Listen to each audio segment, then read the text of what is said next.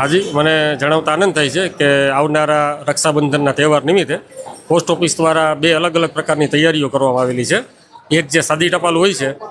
Ordinary પોસ્ટથી જે મોકલવાની, એના માટે અમે સ્પેશિયલ ટ્રેજની વ્યવસ્થા પબ્લિક પ્રિમાઇસીસ છે ત્યાં કરેલી છે. અને ત્યાં મેઇનલી જે મોટાભાગની જગ્યાએ જે રાખડીઓ જતી હોય તેમનું સેપરેટ શોર્ટિંગ કરીને અહીંથી તે ડાયરેક્ટ બેગ બાંધી અને જે તે સ્થળ ઉપર મોકલવામાં આવે કે જેના કારણે થઈને તેનું ટ્રાન્સમિશન અને ડિલિવરી બંને સરળતાથી થઈ શકે. આ ઉપરાંત જે લોકોને પોતાની રાખડીને આર્ટિકલને એકાઉન્ટેબલ તરીકે, એટલે કે બુકિંગ કર્યાથી માંડીને ડિલિવરી થાય ત્યાં સુધીનું તે લોકો ટ્રેકિંગ કરી શકે અને તેમને ડિલિવરીનો મેસેજ પણ મળે, એવી રીતે બુકિંગ કરાવવું હોય તો એના માટે પણ રાજકોટ હેડ પોસ્ટ ઓફિસમાં સ્પેશિયલ કાઉન્ટરની સુવિધા ચાલુ કરવામાં આવેલી છે, જે રક્ષાબંધન સુધી કાર્યરત રહેશે.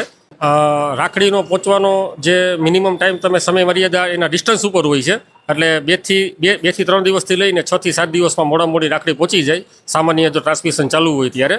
એ સિવાય અન્યથા એકાઉન્ટેબલ આર્ટિકલથી પણ તમે બુક કરી શકો કે જેમાં પણ તમે પોતે જાણી શકો કે આર્ટિકલ કેવી રીતે કઈ જગ્યાએથી અને ક્યાં મળે છે. નહીં, રાખડી મોકલવા માટે જે બહેનો પોતાના ભાઈઓને રાખડી મોકલે છે એ સંદર્ભે લોકોને લાઇનમાં રહેવામાંથી અમે સંપૂર્ણપણે રક્ષાબંધનના તહેવાર નિમિત્તે રાહત આપેલી છે અને એ લોકો ડાયરેક્ટ જ તે રક્ષાબંધનની રાખડીનું બુકિંગ કરી શકે છે કાઉન્ટર ઉપર. કોઈપણ પ્રકારનું મેલની ડિલિવરી છે અને ટ્રાન્સમિશન છે તે અમારી નિશ્ચિત નિર્ધારિત જે સિસ્ટમ હોય છે એને આધારિત થતું હોય છે અને મોટાભાગના ડિસ્ટ્રિક્ટ લેવલના પ્લેસમાંથી